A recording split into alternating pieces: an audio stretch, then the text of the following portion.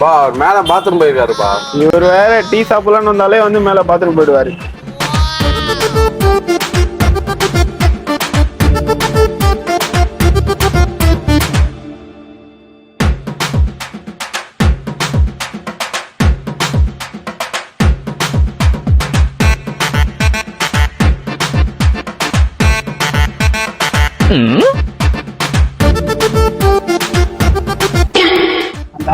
சொல்லாத.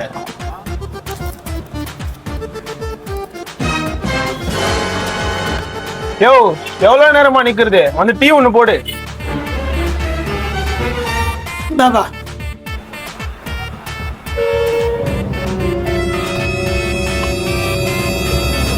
யோ இந்த 10 ரூபா.